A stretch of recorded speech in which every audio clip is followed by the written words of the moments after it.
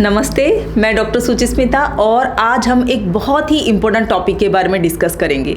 ये इम्पोर्टेंट इसीलिए है क्योंकि ये 3 में से एक महिला को ये इशू होता है, बट ये कभी खुल के वो लोग डिस्कस नहीं कर पाते और वो टॉपिक है पेन ड्यूरिंग सेक्स, यानी कि सेक्स के दौरान पेन होना या फिर सेक्स के बाद पेन होना।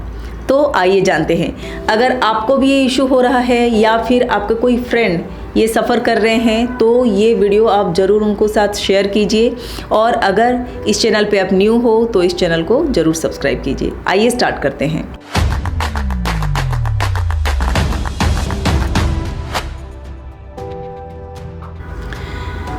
देखो, अगर आपको दर्द हो रहा है इंटरकोर्स के टाइम तो इसके पीछे 2 मेन कारण हो सकते हैं। एक तो आपका कुछ फिजिकल इशू हो या फिर कोई साइकोलॉजिकल प्रॉब्लम है।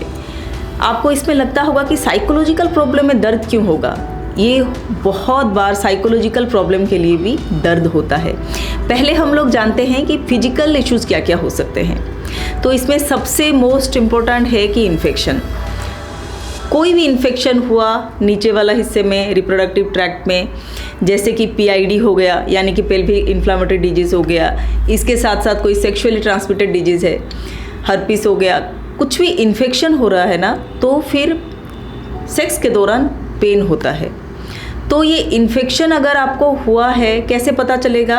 आपको कोई अलग टाइप का वाजिनल डिस्चार्ज होगा या फिर सेक्स करते वक्त ब्लीडिंग हो सकता है, सेक्स के बाद थोड़ा सा स्पॉटिंग दिखाई दिया, तो ये सारे इशू हो सकते हैं। इसी के साथ साथ कुछ पेन भी आपका निचले पेट में रहेगा। तो इन्फेक्शन एक बहुत ही इम्पोर्टेंट कॉज है। इसके साथ साथ अगर किसी को एंडोमेट्रियोसिस हो, आजकल बहुत सारे पेशेंट्स हम लोग देखते हैं एंडोमेट्रियोसिस हो रहा है।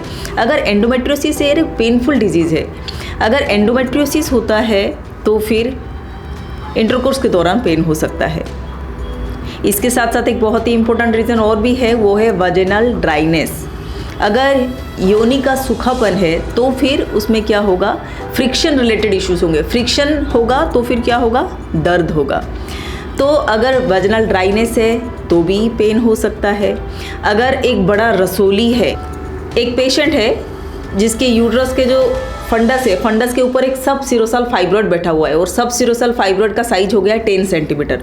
तो इतना बड़ा सा अगर एक रसोली बैठा हुआ है ऊपर, तो फिर क्या होगा, अगर आप इंटरकोर्स करते हो तो उसमें पेन हो सकता है। तो फाइब्रॉइड के वजह से भी पेन हो सकता है।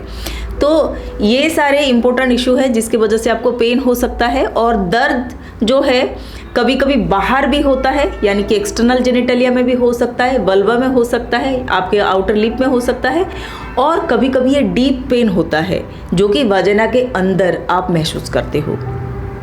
ये तो हो गए सारे के सारे फिजिकल पार्ट। कभी कभी साइकोलॉजिकल पार्ट भी एक बड़ा मुख्य कारण बन सकता है, जैसे करके कि किसी का पास्ट ट्रॉमा हो, किसी को चाइल्डहुड सेक्सुअल एब्यूज़ हो रखा हो, तो वो क्या होगा ऐसे सिचुएशन में, जब वो सेक्सुअल इंटरकोर्स करने जा रही है वो लड़की, तो अगर उसको वो सारे एब्यूज़ याद आ गया तो उसको इनवॉल्यूंटरी वो वाजिनल मसल्स जो है स्क्वीज हो जाता है, इनवॉल्यूंटरी स्क्वीज करके वो टाइट हो जाता है। तो ऐसे सिचुएशन में भी सेक्स के दौरान दर्द हो सकता है। अगर किसी का रिलेशनशिप इश्यू चल रहे हैं, खिटपिट हो रहा है, एंग्जाइटी है, स्ट्रेस है, ऐसे सिचुएशन में भी सेक्स के दौरान पेन हो सकता है। मैं मानती हूँ कि पेनफुल सेक्स एक अनकंफर्टेबल टॉपिक है, बट अगर आप सही टाइम पे इसके पीछे जो कारण है उसको आप ठीक करते हो तो फिर आपका ये इशू सॉल्व हो सकता है। मैं आशा करती हूँ कि ये वीडियो आपके लिए इन्फॉर्मेटिव रहा हो। ऐसे ही इन्फॉर्मेटिव वीडियो के लिए आप इस चैनल को सब्सक्राइब करें। Thank you very much.